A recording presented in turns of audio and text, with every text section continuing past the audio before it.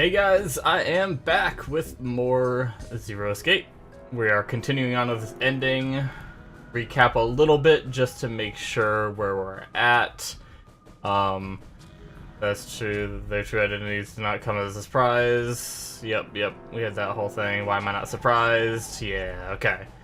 Yep, so we're in the middle of the conversation. We found the picture with Ace, the ninth man, the dude in the captain's quarters, and then the fourth unknown, which I think I know, but yeah, once again, we have this, like, maybe, like, meta thing going on with Junpei not feeling shocked about knowing this, and I had, you know, I obviously have my ongoing theory that, that this game is gonna be some, like, brain fuckery, and I'm gonna be the transmitter, and Junpei is gonna be the receiver, since I played the other ending, and technically this Junpei didn't. I'm transmitting this knowledge to him, you know, but obviously there could be a whole nother explanation to it. That's just my theory. But yeah, okay, let's get back to it. Ah, of course, I understand now. That's what Snake said before we quit. And then it says, Junpei looked over at Snake. In his own confusion, he had missed the dark look on the other man's face. Ace was the CEO of Cradle Pharmaceuticals. Right. He was the one who invented the game 9 years ago. He was Gentaro Hongo. Yep. Ace is Hongo? Even as he asked, Junpei felt as though he'd already known. Damn. Almost as if someone had whispered into his head that, yes, of course Ace was Hongo. I had my suspicions from the beginning. Their voices were similar. Too similar to be a coincidence. Oh, yeah, okay. I could never forget his voice. It was the voice of the devil. Which is exactly why Ace tried to kill Snake, was because he was worried that Snake would recognize his voice. I couldn't be sure, though. After all, I had no way to check. I certainly couldn't ask him. Yeah. Even if I had known, however, I would never have told you. Zero made it quite clear what would have happened if I did. That must be a weird thing for people who are blind and that are, like, very reliant on their ears. You think you'd be very confident in your ears, yet you would still have to doubt yourself because it's pretty hard to mistake, like, looking at someone and knowing someone is, you know, a certain person with your eyes. But when you're hearing a voice, he's like, well, maybe it's just someone that sounds like him. You know, you have all these doubts. Even though Snake is very confident about his ears, he still has, you know, those unsureties that, you know, he's not quite sure if it really was, you know, if Ace was Hongo or not. He didn't want to make any kind of mistakes or anything. Oh my gosh, I had no idea. Huh? I didn't know that Ace was Hongo. Oh, yes. I suppose you wouldn't have. Huh. 9 years ago, you were in Building Q in Nevada, but Hongo was in the Gigantic with us. Oh. I know. That's why I didn't know what Hongo looked like. Wait, so did Ace participate last time? He was in the Gigantic with us. So did he participate? Well, no, because it was 18 kids went missing. 9 and 9 played the game, which means he must have been a third party. But why? Why didn't you tell me? I mean, I'm your sister, right? You could have told me. I'm sorry. I apologize for keeping this from you. But if I'd told you, Clover, you would have told everyone else. And if you did, then I would have been forced to tell them about what happened 9 years ago. I had to prevent that. Clover and Snake's conversation wasn't of particular interest to Junpei. He still couldn't make sense out of his strange feelings of knowledge. He was trying to organize his thoughts when he heard Seven's voice. Hey, Junpei. You think I could borrow that picture for a sec? Oh. Sure. He had no reason to say no, so Junpei handed the picture over. Seven stared at the picture and began to mutter the 4 names of the project's leaders over and over to himself. Yeah, that's right. I don't think that Seven has his memories triggered, like when we went to that prison room. I don't think he had his memories triggered from that stuff in this ending, right? Hongo, Kubota, Nijisaki, Musashiro. Is this when it's gonna dawn on Seven of his investigation. His brow was furrowed and his face was flushed. Hongo, Kubota, Nijisaki, Musashido. He chanted their names to himself, pacing back and forth across the room.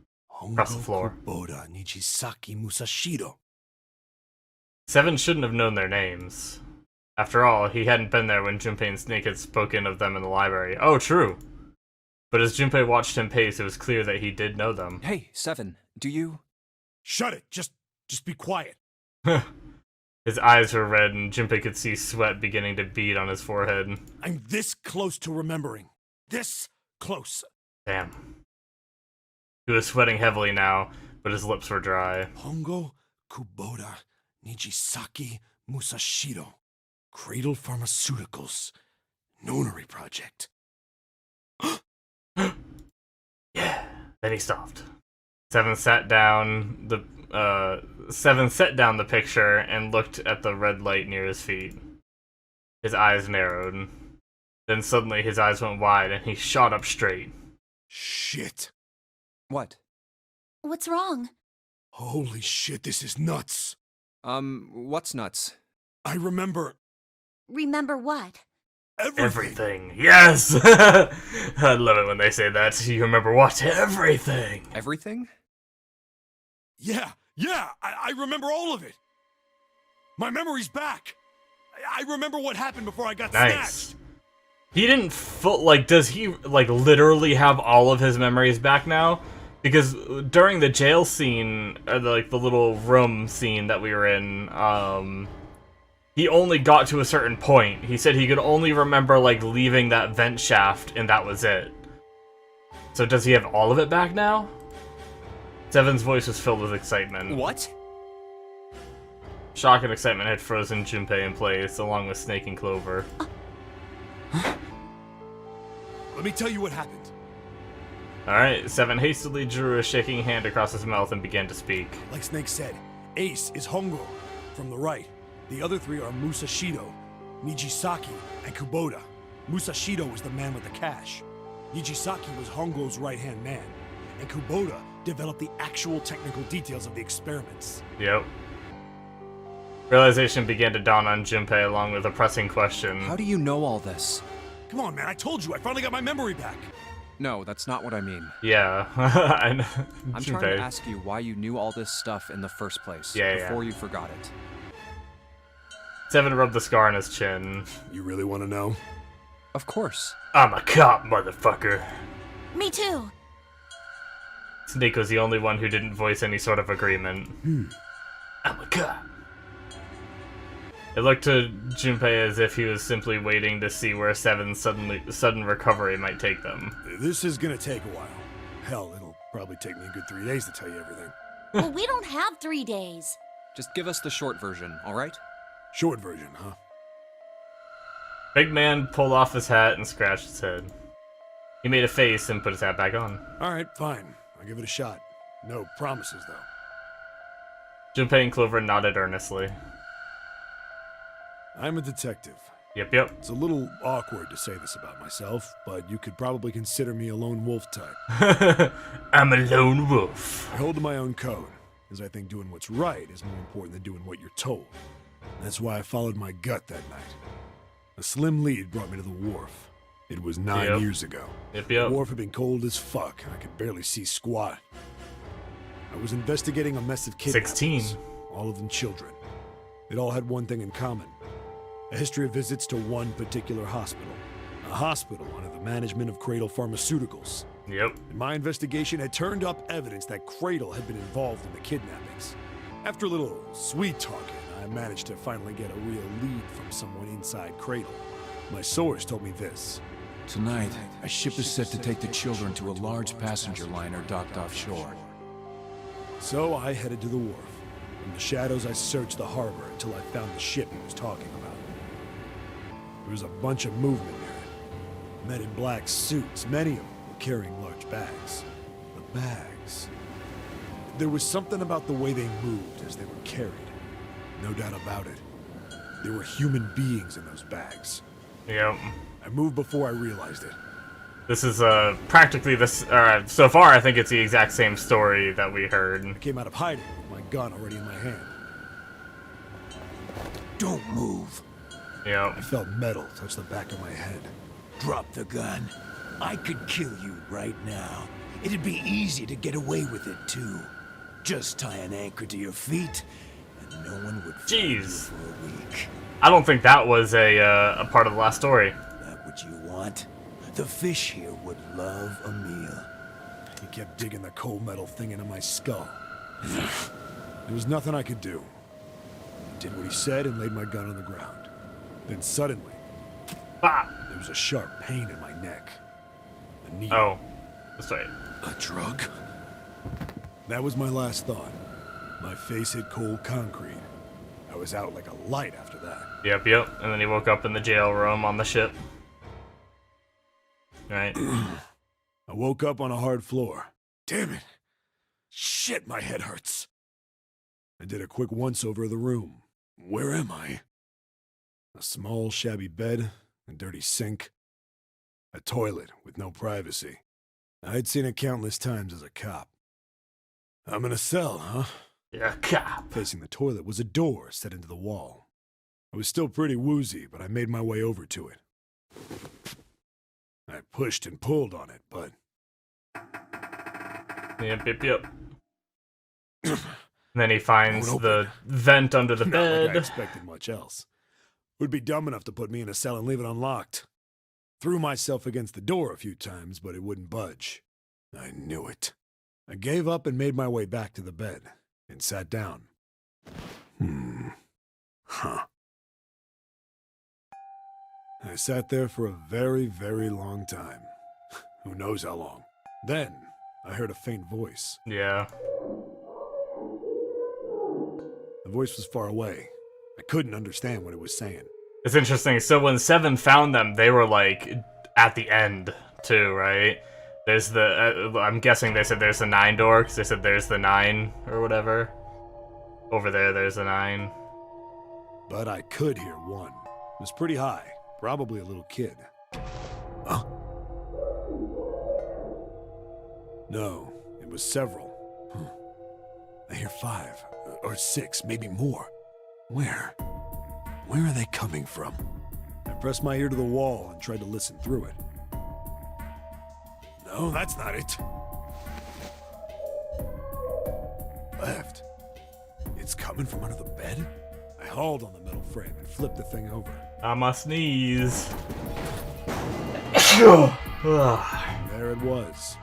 Yep. The bed had hidden an air vent under it. The hole in the wall was covered by a metal grate. Pull that grate off and floor and peered through the grate. Crawl on in, Couldn't Seven. see shit, but I knew it in my gut. This was where those voices were coming from. Hold up. Why are there kids here? But then what my inside man told me popped into my head. Tonight, a ship is set to take the children to a large passenger liner docked offshore. Yep. Whoa. Am I on that ship? It didn't matter.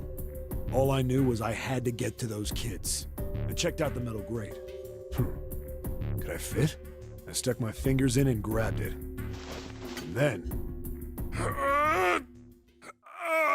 Pull! Pull! Ah, yes. Yeah! How do you like that, you son of a bitch? Yeah, you son of a bitch. I finally got the damn thing off. Sweat was dripping down my face, so I wiped it off and crawled inside. I guess technically I didn't have First to bit or so was listen to tight. all this, I but had a wriggle on my belly. we had that little bit of new dialogue within that. I don't remember the whole like tie an anchor to your legs. Wind up eventually, and there was space for me to crawl along on my hands and knees. It's a good refresher too.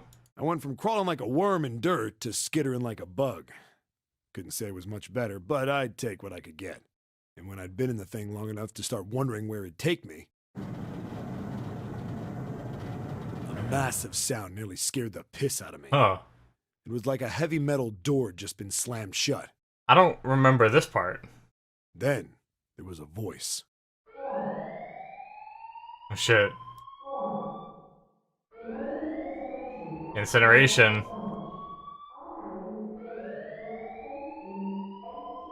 Incineration 18 minutes? They had more time than we had.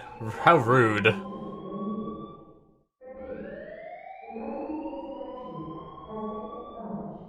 What? I wasn't sure what it meant, but anything with incinerator is bad news. Yeah. Then, almost as if that was a cue, I heard a mess of young-sounding voices. A bunch of them were straight up screaming in terror. Oh shit. And all the sounds together made a howl that made the hair on my neck stand straight up. Giving me chills too. Are they gonna be incinerated? What the hell is going on here? I scrambled through the duct as fast as I could. I made a giant racket, but I didn't care at that point. I soon found a metal door on the left side of the duct. The kids were screaming on the other side. I found it. I yanked the handle and threw the door open. I almost ripped the metal off its hinges. Go 7, baby. What the? Yeah, this is new. This is all new. What is this place? I couldn't believe. Oh wait, no. I saw. Okay, never mind. We saw this. The room had a dome up top. But I don't remember 9 walls, all the same size. all this extra stuff. There's a lot of new stuff in this. Up in the ceiling was an upside-down funnel, almost like a chimney. I looked down. There they were. Oh shit. Kids I'd been searching for. That was the Akane, wasn't it? She had like that pink shirt on and it looks like the hair color. Interesting. This one almost looks like Snake. Just with the hair color. Santa. I'm just kidding, I don't know. They all gawked up at me, suddenly silent. For the moment, from surprise and fear. Scared of the room or me, I couldn't tell. Probably both, actually. Not like I can blame them running into a mug like this when they're already scared shitless. I snorted at my own dig at myself and turned to the kids. So this is in the incinerator. You can see the Bernie thingies. Don't worry, kids, I'm not your enemy. I'm one of the good guys. All of them stood there, frozen. Well, except one. He was a boy, slightly older than the others, in a private school uniform. Who the hell are you? He stepped forward and glared at me suspiciously. That's not a 9-year younger Santa, is it? It could be. I'm a detective. I'm here to rescue you. It looked like they relaxed some the second I got the words out. How are you gonna help us? Is that his voice actor too? I can't remember what color Santa's eyes were. Where's the exit? There isn't one. The doors we came in through won't open, and the door over there... That sounds a lot like Santa doing a younger voice. He kind of cut himself off. I think he was considering something before he changed his mind. Anyway, there's no point. We can't all get out of here. If we don't get out of here, we're gonna be burned to death. Burned to death? Can't you hear it? That voice said the incinerator's gonna start up soon. So...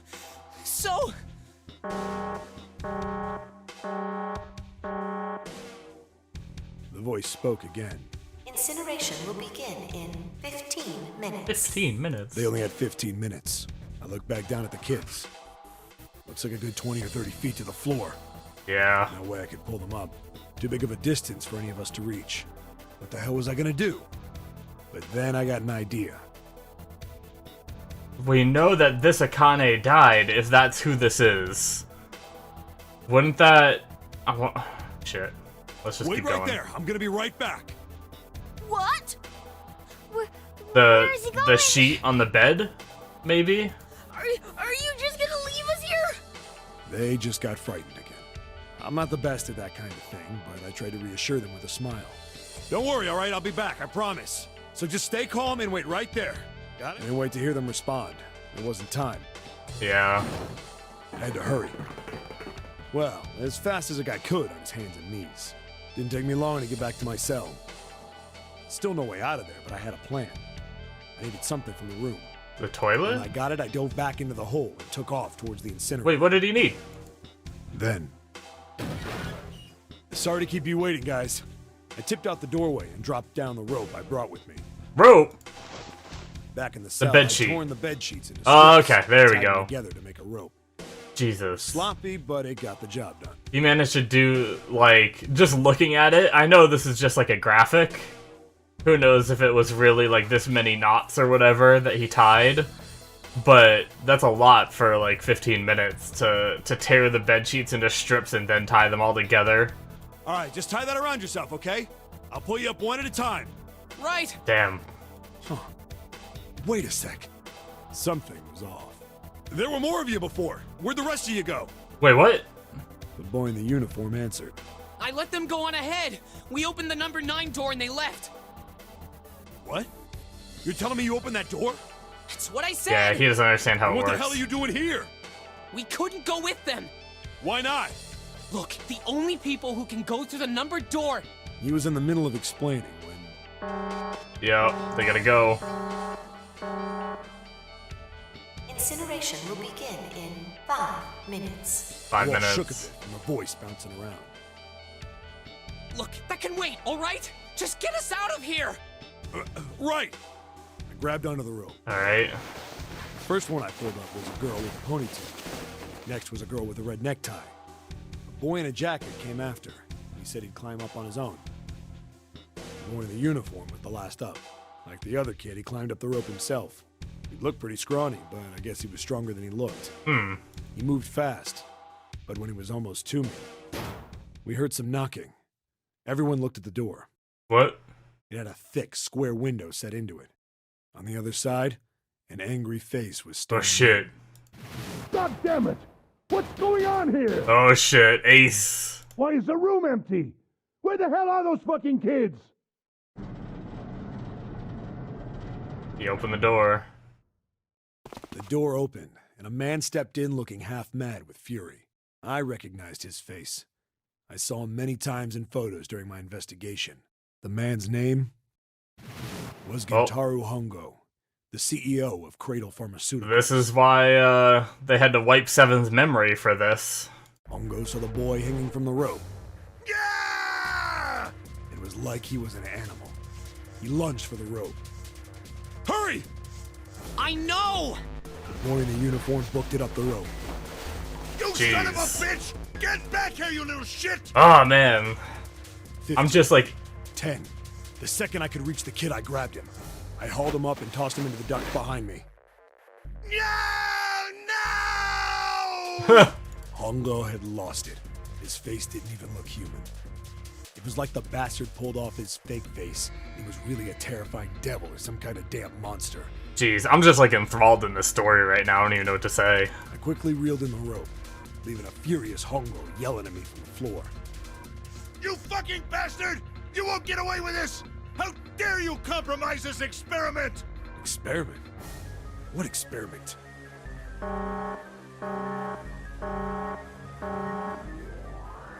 Incineration will begin in 1 minute. Man, it's still gonna go even though he opened the door? That's a safety hazard. Hey, old man! What the hell are you doing? Hurry up! The boy in the uniform was trying to get my attention. I may have thrown a salute in a raging asshole's face before I closed the door behind me. Wrecked. I went to going back to the cell, so we went down the other direction instead. Oh, there's another direction. After about 30 feet, we came across another duct on the left. This one was heading down. Everybody nodded and took turns sliding down it. The duct emptied us out into a narrow hallway. There was a door on either side. The one on the left was a normal double door.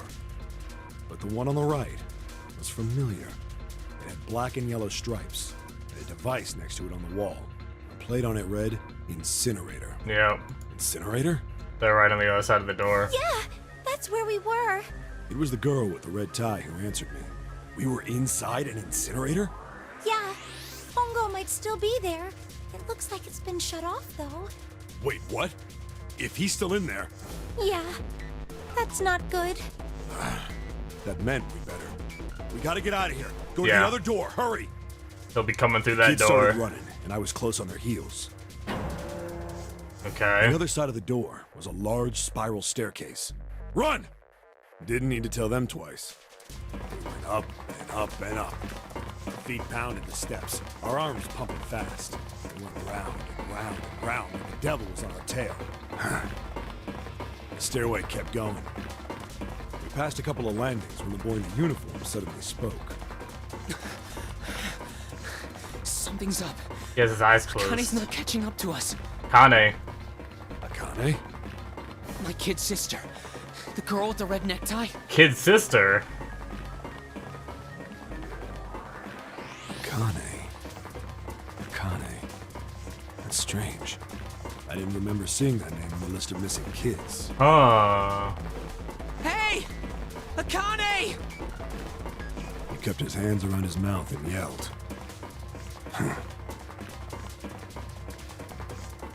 Maybe we outran her. The boy in the uniform skidded to a stop. Yeah, we know she dies, right? So did the other two kids.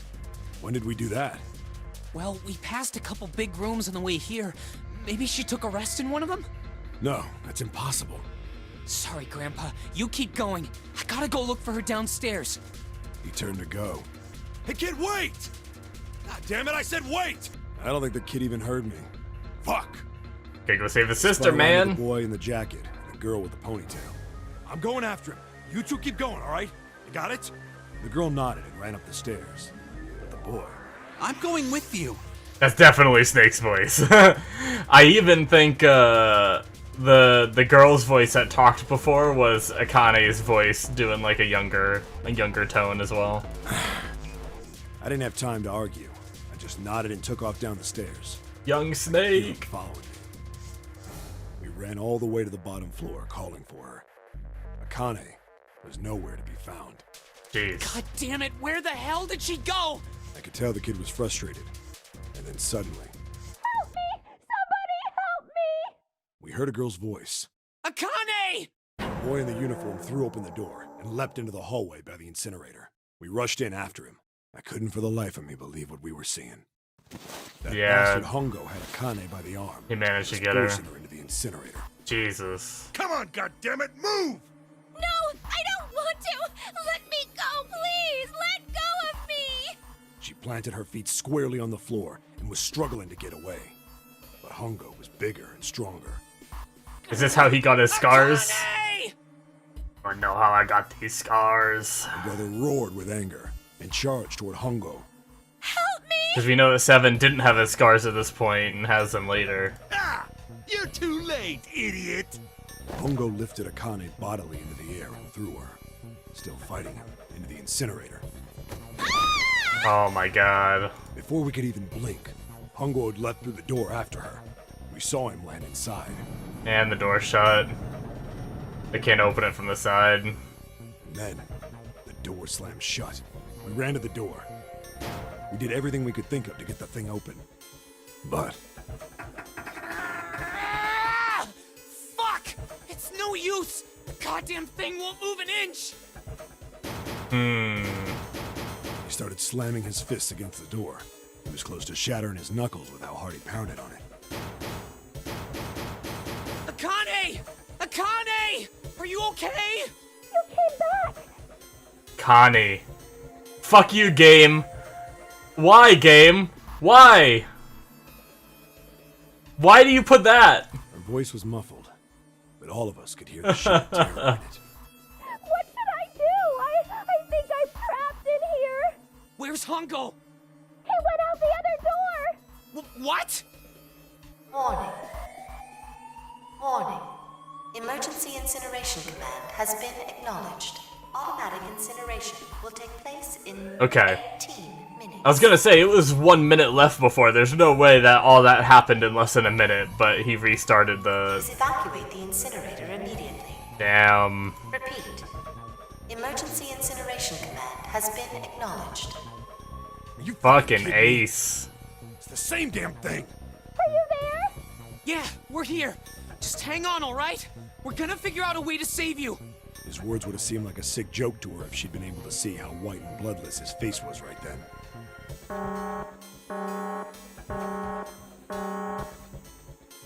Incineration will begin in 17 minutes. Oh god. Please help me!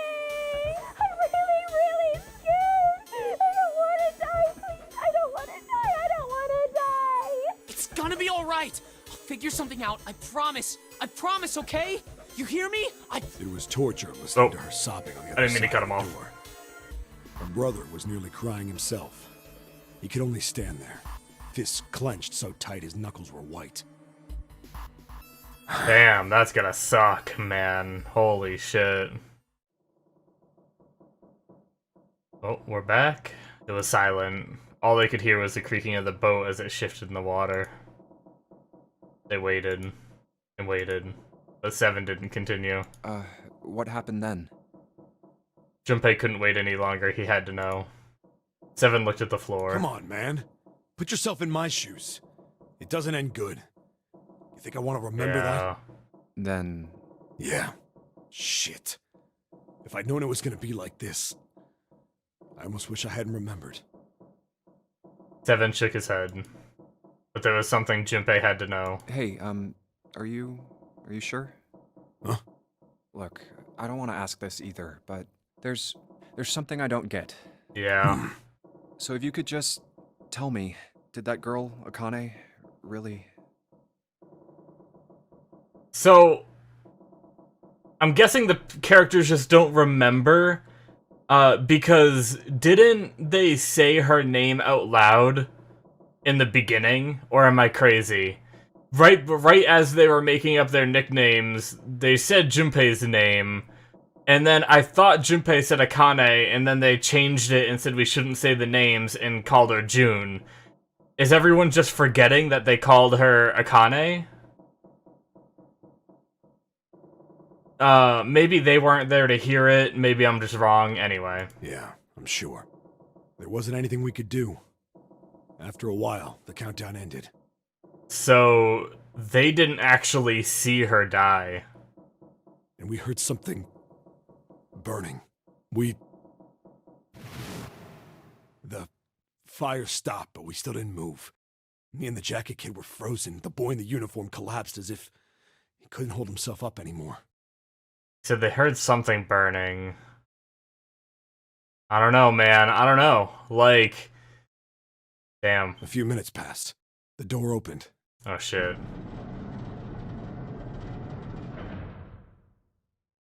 The boy in the uniform tripped over his own feet running in. We followed, too numb to speak. The air in the incinerator was hot. Every breath made my lungs feel like they were on fire. It was like standing on hot asphalt. The air was wavering, and in the middle of the room, there it lay. Damn. The kid's legs were shaking so bad, I don't know how he managed to walk. I couldn't see his face, but his body somehow looked empty. Finally, he reached it. He fell to his knees as his legs gave out on him. And then...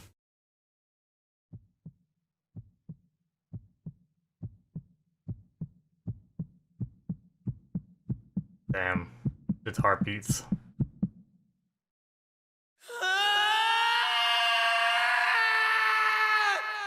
Shit. Junpei felt a cold lump form in the pit of his stomach. A feeling of sickening anticipation washed over him. He could feel his body shivering. Well, the classic rule in anime, I know this is a game, but is if you don't actually see them die with your own eyes, then there can always be some kind of shenanigans. So, I don't know. If was there like a fake body put in, it wouldn't be the first time. And did Akane really get out? And is this the real Akane that they're with? Or is there somehow like someone faking it? And if it was the real Akane, how do they, I mean, unless they had the same like memory, like if that kid was Santa, and if that girl was Akane, how do they not remember this? And why don't they? You know, or have they just not talked about it? Like, also, wouldn't this Akane look like very similar to that Akane? And why didn't Santa, if that is even Santa, it might not be Santa, it might just be another kid with white hair. But how did he not recognize Akane here? When she showed up, unless he was just so convinced that she was dead, the likeness would have just had to be, like, maybe he just overlooked the likeness because he's like, no, my sister's dead, there's no way this could be her, you know? But I guess that could be why Santa kind of showed a soft spot for Akane throughout the So this whole thing is if she looked like his sister, you know, not even realizing that it was, or maybe it's not. I don't know, guys. Let's just keep going. He desperately did not want to know the answer. He feared he already knew, He desperately did not want to know the answer. He feared he already knew. Or he knew already. God damn it, I suck. But he had to ask. He had to know for sure. Can I ask you one more thing? What's that? The girl, Akane. What was her last name? Oh, shit. What does it matter to you? Oh, shit. Just tell me, okay? Please? Here it is. Seven looked at Junpei curiously and ran his tongue quickly over his dry lips. Kurashiki. Yep, there it is. Name was Akane Kurashiki. Yep. Something inside of Junpei stopped. He had no more words left. He had no more Junpei left. He was just a shell of flesh and bone. Seven turned to Snake. You were there that day, weren't you? The tall kid in the jacket. That was you, wasn't it? Yes, it was. You are correct, Detective. Junpei's mind was blank, withdrawn from the world. Somewhere far away, he could hear Seven and Snake talking. Don't misunderstand me. I told you before how Zero threatened me. There was nothing I could do. I couldn't say anything about what happened 9 years ago. So you're saying you're not working for Zero, right? Of course not. Clover, what about you? Hey, come on! You really think I'm working with Zero? I told you before, you idiot! I was in Nevada, in Building Q. I did hear that a detective rescued the kids on the boat, but I didn't know it was you. Her surprise seemed to be genuine. Seven regarded Clover for a moment and rubbed his chin thoughtfully. Well, I guess I believe you. Clover nodded. Alright, let me ask you another question. He stuck his hands into his pocket and took a few steps. Then he stopped and turned to face him again. Santa's real name is Aoi Kurashiki. Yup. Oh shit. He's Akane's brother. You know that? No, I didn't. Did you? Well, yes. I know Aoi Kurashiki was her brother. But I didn't know he was Santa. At least not from the beginning. 9 years ago, he was in the middle of puberty. His voice is entirely different now. Yeah. I'm ashamed to say that even my exceptional hearing wasn't able to make that connection. As such, I had no reason to think Santa was Aoi. When did you figure it out? Clover told me that Santa might have been one of the subjects of the initial experiment. It was only a short while ago, while we were leaving the library. When she told me that, I had a feeling. Santa is Aoi? Akane Kurashiki, June's brother? That spark caught flame in Junpei's leaden mind, and the fog began to clear. Like an engine beginning to turn, images and thoughts began to coalesce in his mind, coming faster and faster, forming bigger images, bigger thoughts. Junpei blinked. He was back. There's still a lot we don't know. Come on, Junpei, you gotta tell them. I mean, like, a lot. But there is one thing I think we can say we know. What's that? The body we found in the shower room. It had to be Nijisaki, dressed up to look like Snake. Yeah. What? Come on, man, what kind of detective are you? You didn't figure that out already? Hey, go easy on me, man. I just got my memory back, alright? Cut me some slack. Well, if he is, the 3 murders make sense then, don't they? Yeah, that's right. Murder. Kubota blew himself up, but that was murder too. So why did these murders take place? If Junpei is correct, and the body in the shower room was Nijisaki's, that means all of the people who were murdered were involved with the creation of the Nonary Project. Yep. Kubota, the person who conducted the actual experiments. Nijisaki, Hongo's assistant. Yep. Musashido, the man who financed the project. You mean this was all just revenge? Santa is Zero. He's getting revenge for the death of his sister. That's why he killed them.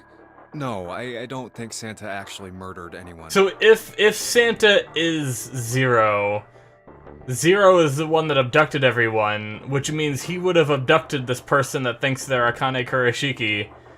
Is Akane Kurashiki, this fake Akane, working with Zero maybe, and is putting on this persona for that purpose or whatever, like to like did Santa, because I was saying like if this Akane isn't really Akane, how does she know about a lot of like the stories between Junpei and her, right? Like the bunnies when they were kids and stuff like that, like little moments like that. But I guess maybe Santa could know about them and told this fake to act like Akane Kurashiki. Or there's other shenanigans at play. In fact, Junpei didn't think he knew. He couldn't explain why or how, but he had no doubt that Santa had killed no one.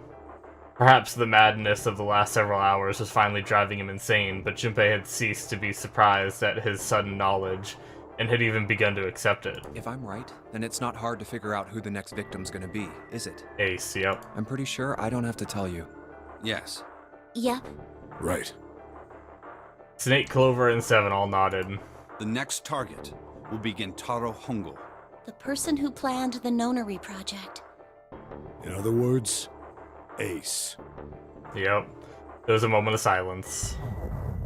Oh shit. What? And then the room shook. This is just like the beginning. From far away, they heard the sudden rush of water. Oh shit. What the hell's going on here? It must be 6 a.m. Our time is up. Shit! Come on, we need to get out of here. Yeah. How? Yeah, we don't have the keycard yet. Oh, it had a keycard under the picture, I guess. Yeah, and the drawer that held the picture was a keycard. Okay. Junpei grabbed it. I'm betting this sucker opens the exit. Come on, let's go. Alright. Shit. New material. Wait, what new material was added to the file screen? Wait, hold on. File. Oh, the picture. Okay.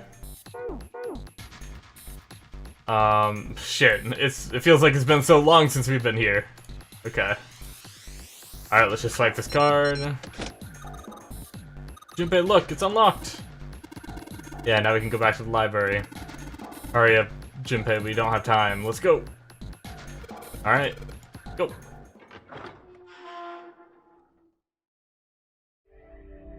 Boom. Seek a way out again. I just got an achievement.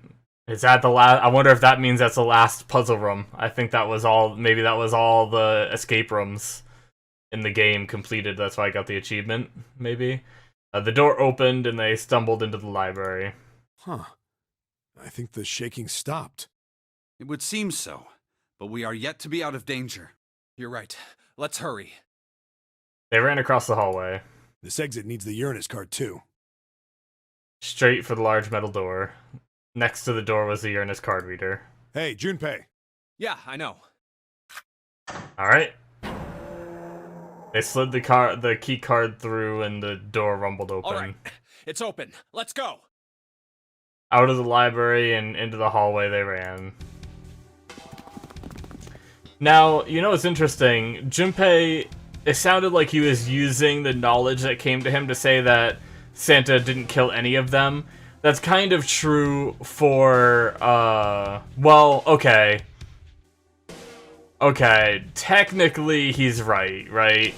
Well, I don't know about the captain, but, the guy in the dressed as the captain, but the ninth man was tricked to go in the door alone by Ace. We learned that in the last ending. That could have been one of the things transmitted to Junpei, right? And then the guy that was dressed up like Ace, it was dressed up. The thing is like, that's a weird one, because if Santa is Zero, and Zero is the one that dressed up that guy to look like Ace dressed up that guy to look like Snake to trick Ace, then he would know, he did that knowing that Ace was probably gonna kill the guy, you know? Like, find some way to kill him. So, in a way, he did kind of orchestrate that murder, you know? Even though Ace was actually the one that did it. So, I mean, I don't know. And then I have no idea about the captain. I don't know how. I don't remember any knowledge of like why he wasn't the one that killed him. So I'm not sure how that all went down and why Junpei's so committed to the idea that Santa had no part in any of this, or any of the kills. At the end of the hallway was a door. Junpei reached into his pocket to pull out the key as he ran toward it. Okay, Neptune Key, let's see if you work. He turned it. Yes! Junpei, like, I think it unlocked. is very uppity now from being, like, completely empty before. The lock clicked. As one, they shoved the door open and poured through it. In front of them was another great metal door, the incinerator ramp. Above it was a metal plaque. It says incinerator, so this is the incinerator. This is the first time I've seen it from this side, but yeah. Then there ought to be a lever near the door. Yeah, right here. Oh, that's how... Oh, putting the clues together. That's how Snake knew last time, right? Snake mentioned the lever next to the door, and Junpei was like, how'd you know that? You know? But that's how he knew, because he was here 9 years ago. Pull that and the door should open. Got it. As he spoke, he pulled the lever.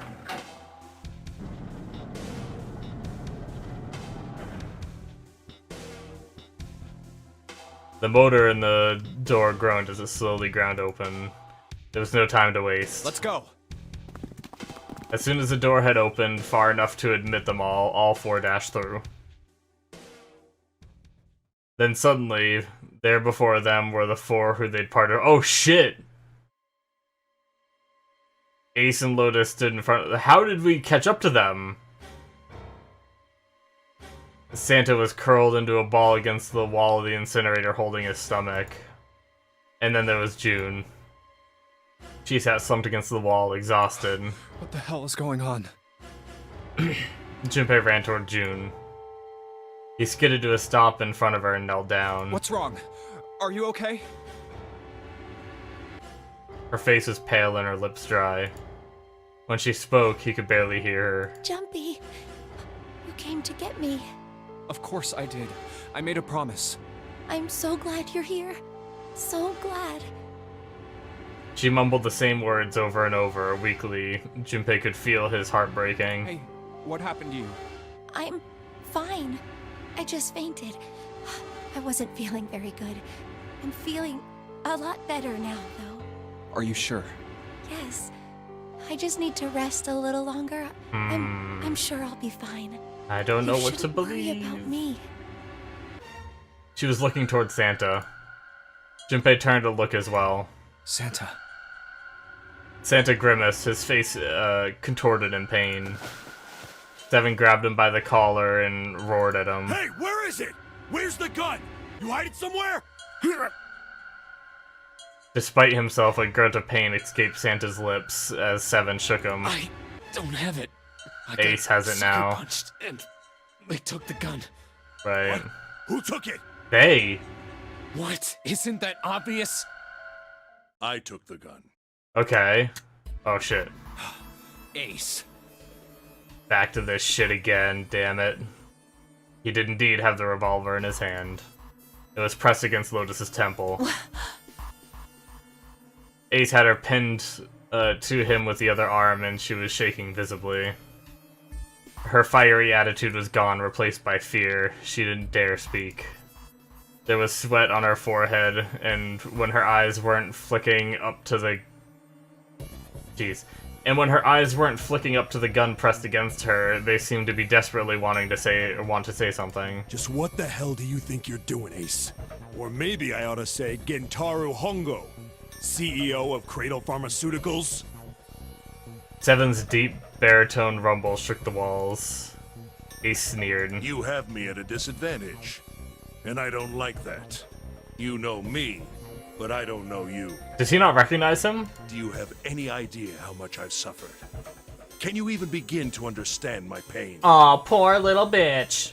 The pain of prosopagnosia, right? Oh, that's right. Duh, I'm stupid.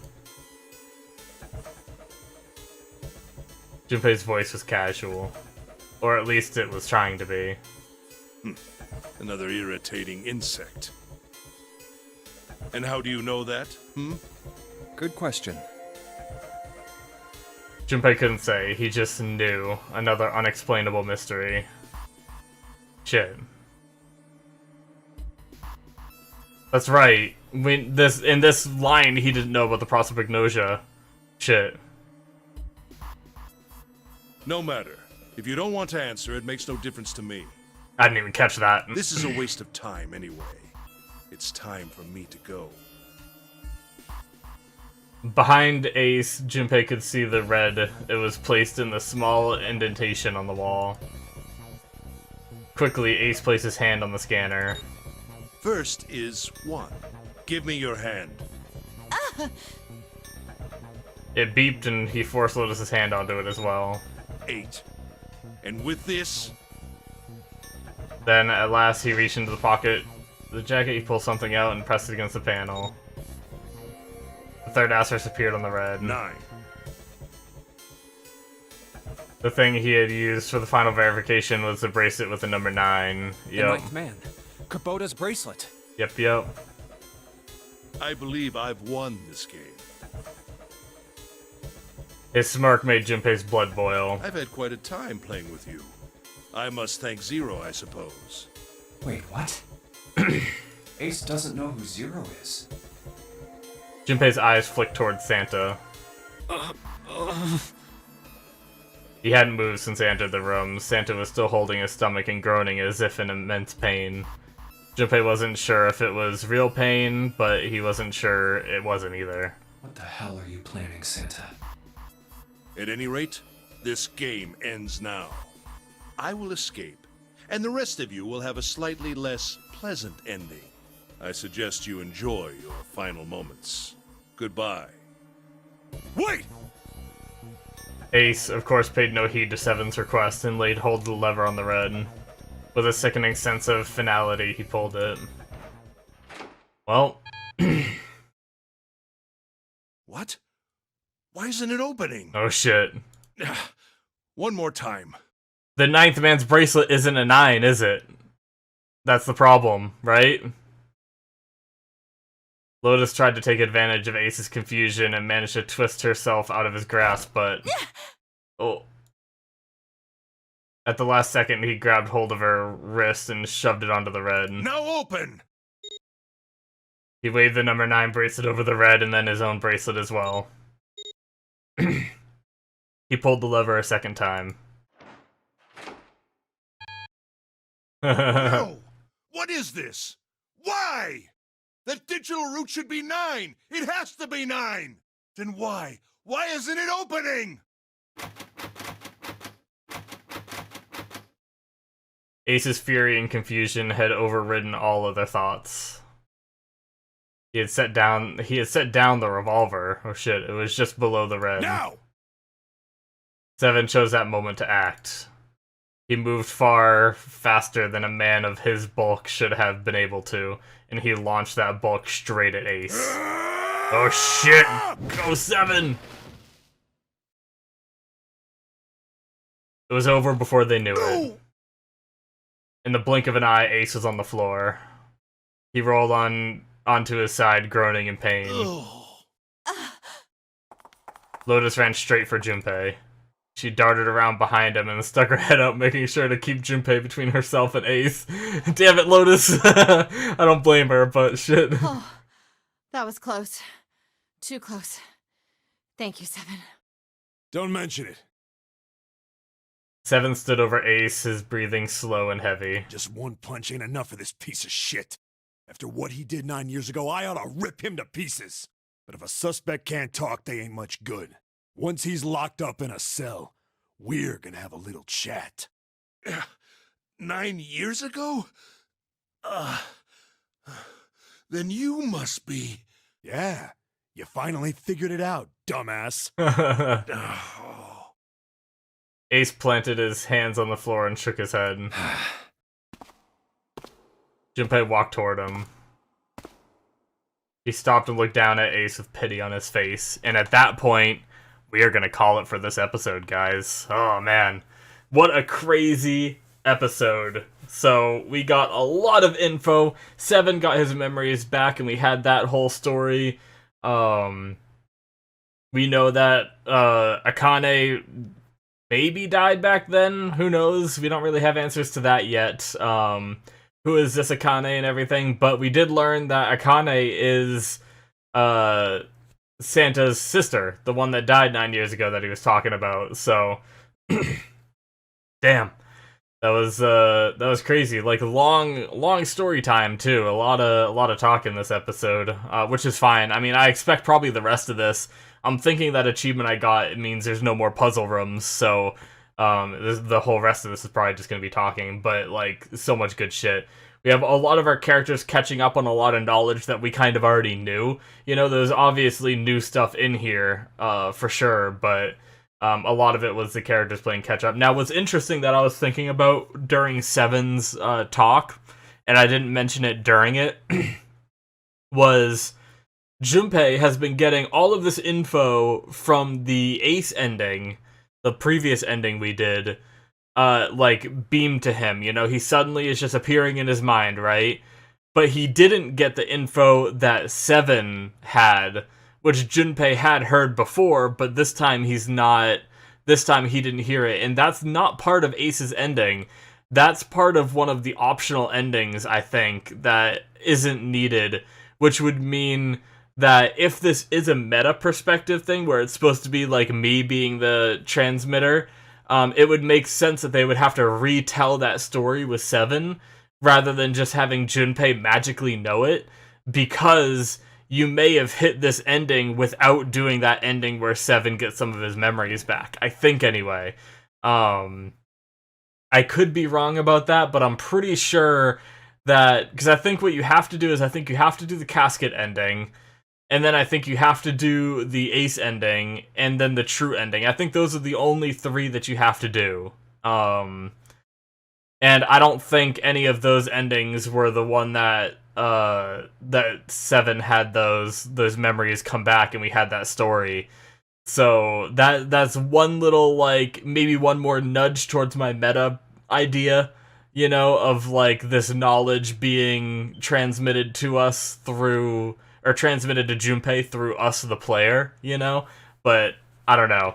I still could be completely wrong. I don't want to get myself too enthralled in this theory and then be like let down or something, you know? But yeah, some crazy stuff, guys. Very good episode. I am super excited to play more, to be completely honest. But that's all I have time for tonight. So thank you guys so much for watching. Hopefully you enjoyed.